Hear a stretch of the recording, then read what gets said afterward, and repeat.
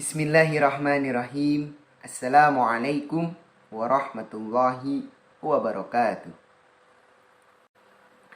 Perkenalkan, nama saya Fathaila Ahmad, mahasiswa Universitas Islam Kiai Haji Ruhyat Cipasung, Tasikmalaya, Fakultas Tarbiyah, jurusan Pendidikan Agama Islam dari kelas PAI 2D.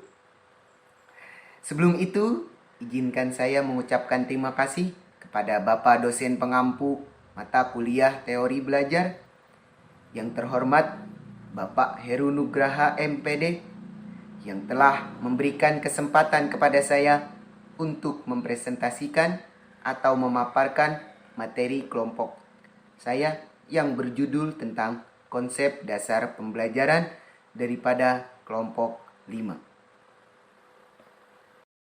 Sebelum kita memasuki materi, di sini kita akan membahas tentang rumusan masalah. Yang pertama, bagaimana konsep dasar pembelajaran? Yang kedua, apa pengertian dari hakikat belajar dan pembelajaran? Yang ketiga, apa yang menjadi landasan konsep pembelajaran? Yang keempat, bagaimana proses pembelajaran? Yang kelima, apa saja komponen-komponen pembelajaran? Yang terakhir, yang keenam, yaitu adalah apa saja prinsip-prinsip pembelajaran. Nah, itu merupakan rumusan masalahnya. Adapun tujuan, yang pertama, untuk mengetahui konsep dasar pembelajaran. Yang kedua, untuk mengetahui pengertian hakikat belajar dan mengajar. Yang ketiga, untuk memahami landasan konsep pembelajaran. Yang keempat, untuk mengetahui komponen-komponen pembelajaran. Yang kelima, untuk mengetahui proses pembelajaran. Yang keenam, untuk mengetahui prinsip-prinsip pembelajaran. Untuk selanjutnya, kita akan membahas tentang konsep dasar pembelajaran. Pembelajaran merupakan suatu upaya yang dilakukan oleh seorang guru atau pendidik untuk membelajarkan siswa yang belajar. Oleh karena itu, guru hendaknya berperan dalam memfasilitasi agar terjadi proses mental emosional siswa tersebut sehingga kemajuan belajar dapat dicapai di dalam proses pembelajaran. Nah, itu merupakan konsep dasar daripada pembelajaran. Nah, itu merupakan konsep dasar pembelajaran. Jadi, yang dimaksud adalah pembelajaran di sini merupakan suatu upaya, suatu usaha yang dilakukan seorang guru, seorang pendidik. Ya, untuk apa? Untuk membelajarkan, untuk mendidik, untuk membenarkan, untuk mempintarkan seorang siswa yang sedang belajar. Nah, oleh karena itu, ya, kita sebagai calon-calon guru, ya, atau sebagai seorang guru, seorang pendidik, hendaknya kita berperan, ya, berperan dalam memfasilitasi. Nah, agar apa? Agar segala proses yang terjadi kepada siswa mengalami kemajuan sehingga dapat dicapai di dalam proses pembelajaran. Ya, sehingga tujuan daripada pendidikan itu berhasil. Baik, selanjutnya yaitu adalah hakikat pembelajaran. Dari pengertian tersebut, ya, pengertian yang tadi, pengertian daripada konsep pembelajaran, terdapat 3 unsur pokok dalam belajar, yaitu yang pertama adalah proses, yang kedua adalah perubahan perilaku, yang ketiga adalah pengalaman. Nah, mari kita akan bahas satu-satu. Yang pertama, proses. Belajar adalah proses mental dan emosional atau proses berpikir dan merasakan. Artinya apa? Proses adalah belajar, belajar adalah proses. Ya. Jadi, proses mental dan emosional itu terjadi pada saat kita belajar. Ya. Proses berpikir dan merasakan itu akan terjadi, akan mengalami perubahan apabila kita belajar. Ya. Maka dari itu bisa kita lihat anak tingkat SD dan tingkat SMP itu pemikirannya berbeda. Karena apa? Karena mengalami proses belajar. Ya. Nah, selanjutnya yaitu adalah yang kedua, perubahan perilaku. Nah, perubahan perilaku di sini terbagi menjadi 3. Ya. Yang pertama adanya kognitif. Pertama itu adalah kognitif. Artinya apa? Artinya kemampuan mengingat, kemampuan memahami, kemampuan menerapkan, dan kemampuan menganalisis. Ya. Jadi perubahan perilaku kognitif ini ya yaitu merupakan perubahan yang kemampuan kita awalnya tidak bisa menjadi bisa. Nah, itu adalah kemampuan kognitif. Ya. Atau perilaku kognitif. Ya. Yang kedua yaitu perubahan perilaku afektif. Ya, emosional manusia. Karena apa? Karena emosi manusia itu berbeda-beda. Ya, namun akan berubah. Ya, akan berubah emosional manusia apabila mengalami proses pembelajaran, ya, atau mengalami belajar. Itu akan berubah. Nah, yang ketiga, yang terakhir daripada perubahan perilaku perubahan perilaku yaitu adalah psikomotorik. Ya, psikomotorik. Artinya apa? Gerakan fisik. Ya, gerakan fisik itu akan berubah, ya, akan mengalami perubahan apabila kita belajar. Ya. Nah, yang terakhir yaitu adalah pengalaman. Pengalaman adalah guru terbaik bagi setiap pelajar maupun pengajar itu sendiri. Jadi, jangan sia-siakan waktu kita untuk berlena-lena. Karena apa? Karena pengalaman itu adalah guru terbaik untuk kita.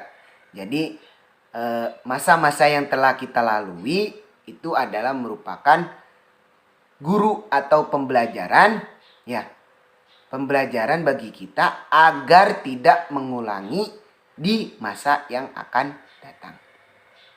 Oke. Nah, selanjutnya kita akan membahas tentang landasan konsep pembelajaran. Landasan konsep pembelajaran merupakan acuan dasar yang menjadi tujuan pembelajaran dan filsafat pembelajaran itu sendiri. Nah, di sini diklasifikasikan menjadi 4, yaitu yang pertama adalah psikologi. Ya, psikologi dapat didefinisikan secara singkat sebagai ilmu yang mempelajari tingkah laku manusia dan hubungan-hubungan antar manusia. Jadi, psikologi ini merupakan suatu ilmu yang mempelajari tentang tingkah laku dan hubungan antar manusia. Ya. Nah, yang kedua yaitu adalah sosiologi.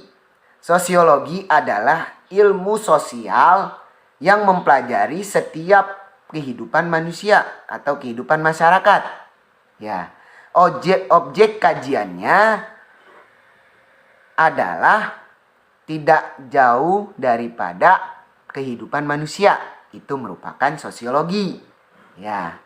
Nah, yang ketiga yaitu adalah komunikasi. Nah, komunikasi merupakan proses pertukaran dan pemahaman informasi antara dua pihak atau lebih. Proses ini melibatkan mengirim pesan, menerima pesan, dan saluran komunikasi. Itu merupakan artinya daripada komunikasi. Nah, yang terakhir, yang keempat yaitu adalah teknologi.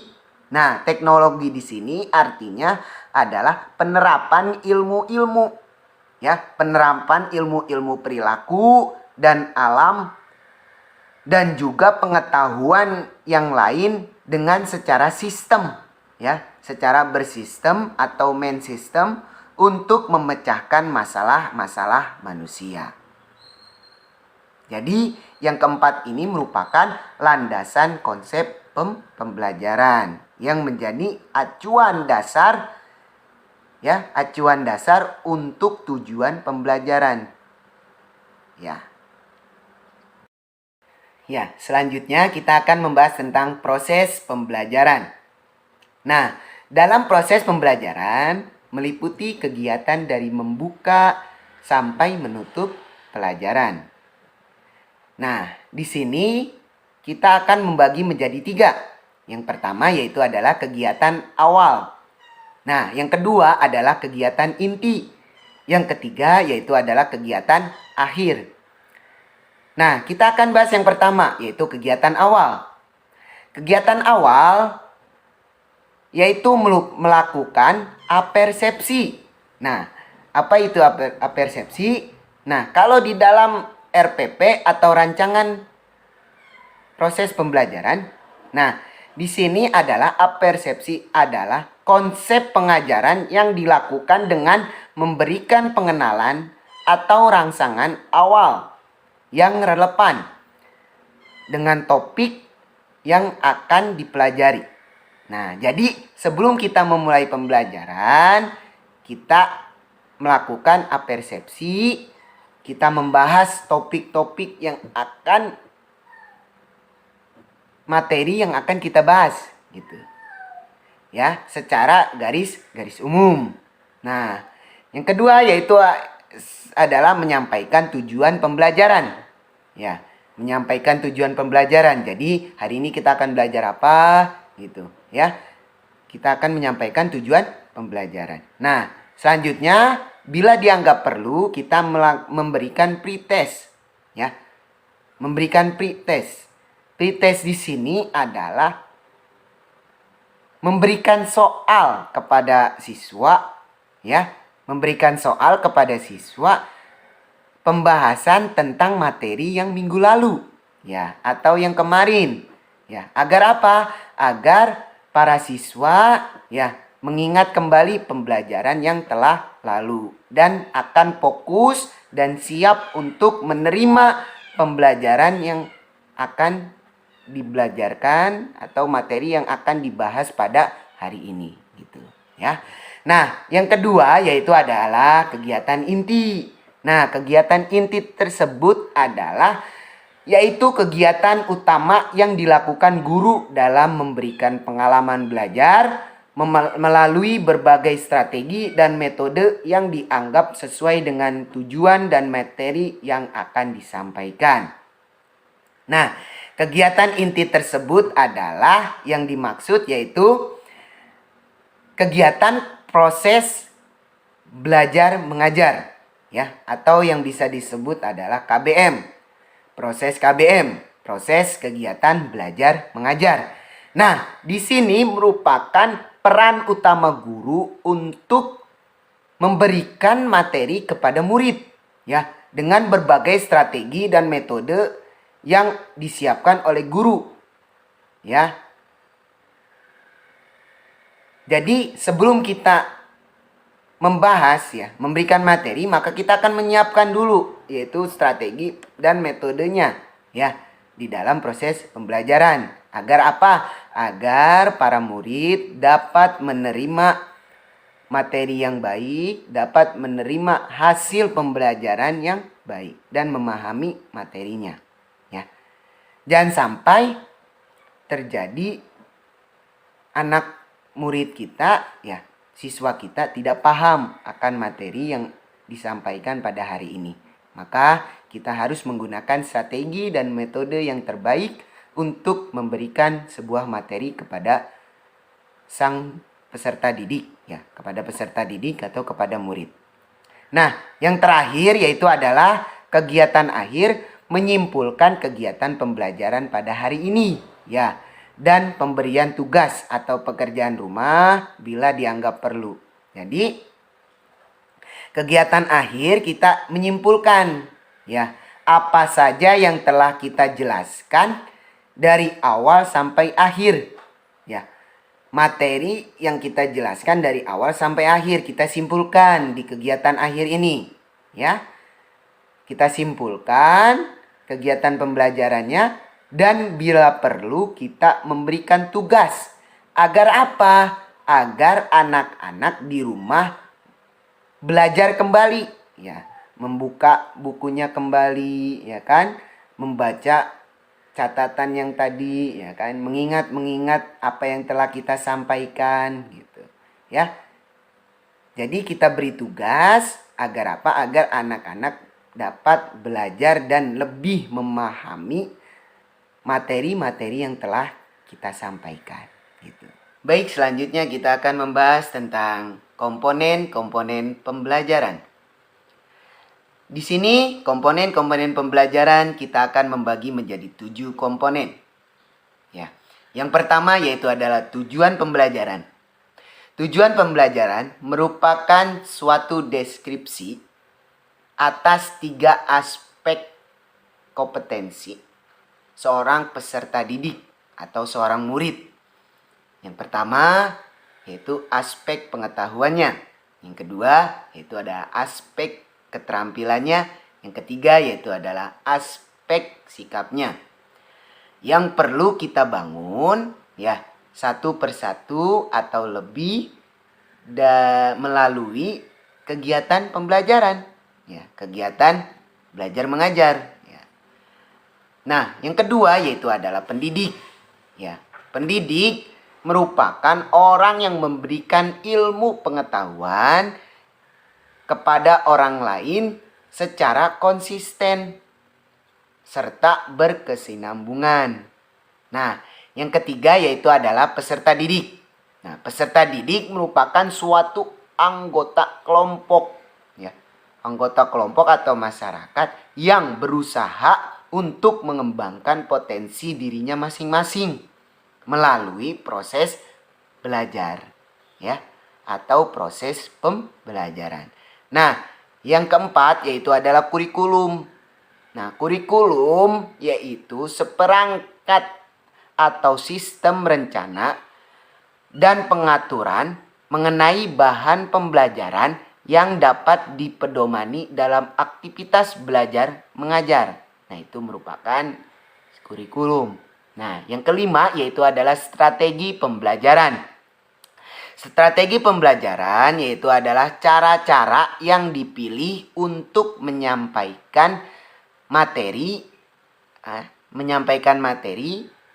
di dalam lingkungan pengajaran. Nah, cara-cara, ya. Nah, yang keenam yaitu adalah media pembelajaran. Media pembelajaran yaitu adalah alat peraga atau bahan yang digunakan untuk proses kegiatan belajar mengajar, ya, agar membantu para peserta didik dalam memahami suatu materi. Ya. Yang terakhir, yang ketujuh yaitu adalah evaluasi. Nah, evaluasi merupakan proses pengukuran dan penilaian terhadap suatu pembelajaran di mana seorang pendidik atau guru yaitu mengukur atau menilai, ya, peserta didiknya dengan menggunakan pengetesan, ya, atau ulangan. Baik. Selanjutnya yaitu adalah prinsip-prinsip pembelajaran. Nah, prinsip-prinsip pembelajaran di sini terbagi menjadi 7 juga. Yang pertama yaitu adalah perhatian dan motivasi. Yang kedua adalah prinsip keaktifan. Yang ketiga yaitu adalah prinsip keterlibatan langsung. Yang keempat yaitu adalah prinsip pengulangan. Yang kelima yaitu adalah prinsip tantangan. Yang keenam yaitu adalah prinsip balikan dan penguatan. Yang ketujuh, yang terakhir yaitu adalah prinsip perbedaan individual. Nah, Kita akan membahas satu persatu. Yang pertama yaitu adalah perhatian dan motivasi. Kita sebagai seorang pendidik, kita harus memberikan perhatian dan motivasi ketika melihat seorang peserta didik, ya, seorang murid kita sedang tidak fokus, ya, tidak fokus atau merenung, ya, diam saja gitu, tidak aktif gitu. Maka kita harus memberikan perhatian ke semuanya, ya, semua murid yang ada dan memberikan motivasi agar apa? Agar tercapainya suatu pembelajaran, suatu proses hasil pembelajaran kita, ya. Nah, yang kedua yaitu adalah prinsip keaktifan. Nah, dalam setiap proses pembelajaran atau proses kegiatan belajar mengajar, pasti setiap murid atau setiap peserta didik itu akan berbeda keaktifannya, ya, akan menampakkan keaktifannya, ya. Nah, keaktifan itu beraneka ragam, ya, mulai dari kegiatan fisik, ya, jalan ke sini, jalan ke sana gitu, ya kan, ngobrol, main ini, main itu, ya kan. Nah, itu keaktifan fisik. Nah, yang mudah kita amati, ya, dan ada yang berupa membaca terus, ya. Dan keaktifan juga bisa tergolong orang yang sering nanya gitu kan. Nanya kepada kita, itu termaksud keaktifan, ya. Beraneka ragam keaktifan seorang peserta didik atau seorang murid. Nah, yang ketiga itu adalah prinsip keterlibatan langsung. Nah, prinsip ini adalah belajar haruslah dilakukan oleh sendiri, ya. Siapa? Yaitu peserta didik, ya. Jadi peserta didik harus terlibat langsung, ya. Yang belajar merupakan proses mengamali dan belajar tidak bisa dilimpahkan kepada orang lain, ya. Jadi harus ke peserta didiknya itu, ya. Keterlibatan langsungnya dalam proses pembelajaran. Yang keempat yaitu adalah prinsip pengulangan. Nah, prinsip pengulangan ini harus kita lakukan di setiap penghujung atau awal pembelajaran. Karena apa? Kalau di awal pembelajaran, ya, ketika kita baru masuk, di awal kita mengulang materi yang telah kita sampaikan pada minggu lalu, ya. Nah, pada saat di akhir, ya, di akhir pembelajaran, maka kita akan mengulang materi hari ini, ya. Agar apa? Agar para peserta didik itu mengamati, mengingat, dan mengamalkan apa yang telah kita sampaikan, ya. Nah, selanjutnya yaitu adalah prinsip tantangan. Nah, tantangan di sini yang dihadapi alam bahan belajar merupakan membuat siswa bergairah, ya, bergairah untuk mengatasinya. Jadi bisa kita kasih tantangan, ya, agar apa? Agar siswa atau peserta didik memiliki gairah untuk mengatasinya. Jadi mereka ketika mendapatkan suatu masalah, maka mereka bisa untuk mengatasinya dengan sendiri. Ya, karena apa? Karena kita sudah sering memberikan tantangan kepada mereka, gitu.